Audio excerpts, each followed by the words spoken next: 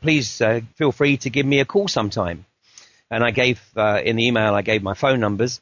But unfortunately, I never heard from Rick. So apart from literally one email in each direction, there was no more contact than that. Oh. But I was very surprised to see Rick's blog pulled. I think it was the sort of sometime in June, because he, as you rightly say, he'd been on your program, I think, a week or two after I first came on. Yes. And, obviously his blog attracted a lot of attention, and rightly so. There was some very good stuff there. And when the blog disappeared, I must confess, I didn't suspect foul play at all. But I did actually suspect, that there may be a sort of, some reflection on Rick's part as to, the speed with which he was putting stuff out there, because, like you alluded to in your introduction, this information, as we delve into, how should I say, the occult realm, yes, can come at us very thick and very fast. And our challenge is to integrate that information and use that knowledge wisely. And I liken the situation very much to my own awakening. I mean, I was a little bit older than Rick. In fact, arguably quite a bit older than Rick.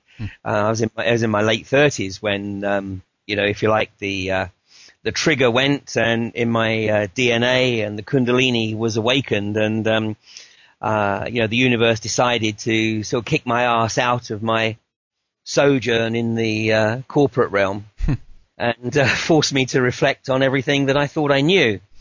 I still have. I mean, I have a pile here. I have probably close on 36 notebooks of all the stuff that was flooding at me in a period. Actually, those 36 notebooks span a period of about 3 years, so it's roughly one a month that I was filling. And this information, I mean, what I took it as was pieces of a jigsaw. The only problem was I didn't have the picture. Yes. And, so the pieces of the jigsaw didn't actually make any sense to me at the time, although they were all very interesting pieces. And my work, if you like, over the last decade has been to try and put those pieces into the picture. And some I have, and many I haven't. Mm-hmm. So a lot of the pieces of jigsaw I've incorporated into the work that I've put out over the last few years. And there's other pieces of the jigsaw that are still waiting to find their place in the bigger picture. And I'm sure over time I will find where they fit in. And I think this is how should I say, the nature of the beast. And I absolutely understand why it was that Rick felt he wanted to immerse himself into, studying down this particular avenue, because it is exciting, it's stimulating, and you feel as though you're really onto something revolutionary, as well as revolutionary. Mm-hmm. But in reality, what was interesting, re-listening to Rick's interviews, I mean, although he does reference a few people that he has obviously checked on to support his own findings. I mean, a lot of it has obviously come to him directly. Yeah. Now, how that came to him directly at this juncture, we don't know. I mean, I will make absolutely no bones about it, that a lot of my insights came whilst I was, let me put this tactfully, in the shamanic realms. All right, gotcha. Okay. Yes. And consequently, one brings information back from the shamanic realms. Some of it is junk, and some of it is useful. And obviously, what we have to do is we have to practice the art of discretion and discernment and filtering, and then decide, how it is that we're going to put it out there. Yes. And I think, just like David Icke, I have to say that David Icke taught me an amazing lesson. And I'm sure he taught many people an amazing lesson, because back in the early 90s, when he had his revelationary moment, he felt this absolute need to sort of get out there and broadcast it. Yes. And, as he will admit himself, the turquoise shell suit moment on the Wogan show wasn't his finest hour. Right. And tragically, he took he still probably, even to this day, trying to sort of overcome, if you like, the negative reaction that moment caused. But the lesson for me was, don't stick your head above the parapet until you're comfortable, with what it is you're going to present and the way in which you're going to present it. And of course, also consider, one has to be empathetic, because, one of the things that I try and do is take great care in the way in which I present material, because I want to try to bring my audience with me, not lose them. Right. And I think, what Rick has succeeded in doing, without any question, is introducing, if you like, a great tranche of people to a realm that exists outside of their perception of third dimensional reality. And, my observation would be, for those people who have become excited by Rick's work, and I'm sure, obviously, Rick would, encourage those who have the interest and the motivation to pursue it further. Yes. But the nature of this game is not to necessarily suddenly, every time you find something new, stick it up on a blog. The challenge here is to find information and integrate it into the bigger picture. Because otherwise what you've got is people finding pieces of jigsaw, throwing all this jigsaw into the morass, and it's like you've got a 5,000 piece jigsaw. You've got no picture, but you've got a 5,000 piece jigsaw. And while you've just got that set of 5,000 pieces in front of you, there's a chance that you can actually put that picture together, even though you haven't got the master picture. But then if somebody else comes along and empties on top of it another 5,000 piece jigsaw, and then somebody comes along and tips another 5,000 piece jigsaw, and then says, okay, your challenge is still to put the original picture together, it's really, really tough. Yes. Now, let me tell you that there's a whole lot of people out there working for, let's call them the away team, who are very definitely tipping 5,000 piece jigsaws on top of the main jigsaw. Because, they have every intention of making it as difficult as possible for people to uncover, what it is that they're doing. Yeah. That said, of course, we also, I'm sure we'll talk later, they're becoming more and more arrogant. And so once you do actually have that first picture together, you can actually see patterns, and then it becomes quite easy to put the other jigsaws together. And I think, I would say that in the short time that, Rick was, with us in this physical realm, and the short time that, he was doing this kind of research, he has undoubtedly, made a very, very significant contribution, and obviously undoubtedly made a big impact. And, in fact, I have incorporated some of his work into a couple of the presentations that I've done this year.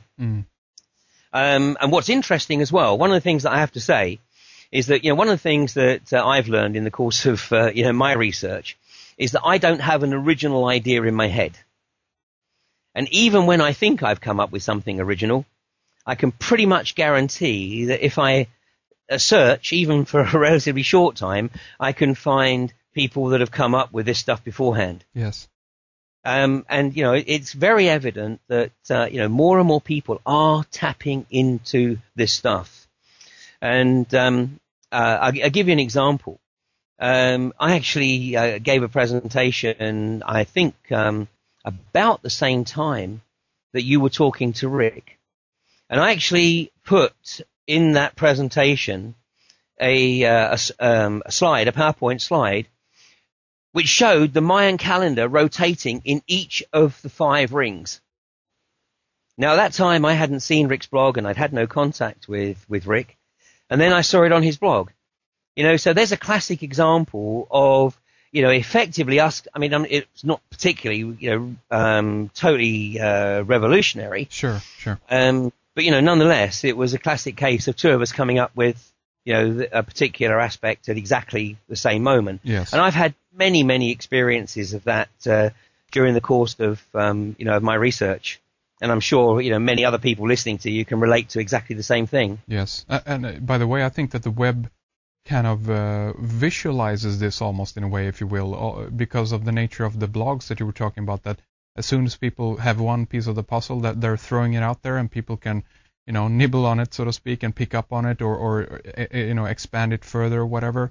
But this really kind of gives you almost like a real-time map, if you will, if one tracks all the blogs and so forth, of course. But this gives you like a real-time map of the human conscious in a way, or the overmind, if you will, in one way. And of course, what we have seen here is a phenomenal revolution in the opportunity for consciousness to absorb this information. I mean, literally in the last 20 years maximum. Because, whereas before the advent of the web, this research and integration of the information would have to be done the hard way, i.e. either, by spending time at a library or in correspondence with people. I mean, now it's instantaneous.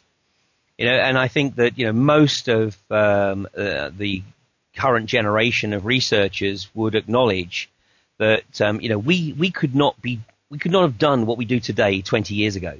Yeah. And, I don't believe that it's any accident that, of course, we have access to the web at this time. We have the irony. Of course, the web has its shadow side. And, that shadow side is that a statistic I saw earlier this year is that 90% of all non-business related activity on the web is related to pornography. Yeah. So that's the shadow side. And, of course, Rick, touched on that in his research. And likewise, I mean, this I think actually sort of also reflects the challenge that we all have to face today, and this is actually dealing with our shadow self. And yes. I mean, unfortunately, obviously, in sort of recent weeks and perhaps even months, what Rick was clearly having some difficulty with is countering that part of him that wasn't able to integrate with this third dimensional reality, and unfortunately, ultimately, that's the part that won the day. Yes. So, do you think that there's a danger in one way there? Because again, I'm not for the idea of saying that you should be afraid of going into certain areas or what have you, but no, most definitely not. Exactly. But with that. Your eyes open. Yeah, exactly. But with that being said, I mean, do you think that there is a danger in that people have access to so much of this information so easily now? Is there a danger there? Yes, there is a danger. I mean, of that there is no doubt. I mean, Rick, I'm 10 years into this research now. At 52, I mean, I enjoyed sort of close on 40 years totally locked into the third dimensional secular empirical material realm. The transition period for me was close on 5 years. And that was 5 years when, I was not quite a recluse, but, not far off. My cave was a boat on the canals in Amsterdam. Right. And, I was able to hole up there and, go through this process and integrate, what it was that I was experiencing and what it was I was learning. I mean, in the course of my work, I built up a library. I mean, I'm standing in my library now. I mean, it's a library of some 5,000 books. Because what I realized as I went through this transitory stage, this transpersonal process, if you like, what I realized was that basically everything I thought I knew was wrong. Yes. And so I absolutely and unequivocally acknowledged that I had to completely re-educate myself. And most of that I've done through reading, research, and I mean, obviously, at the appropriate time, certain teachers have come my way and passed on their little tidbit of information, if you like, and then moved on. And that leads me to move forward, if you like, at my own pace. But I think in terms of if I look back,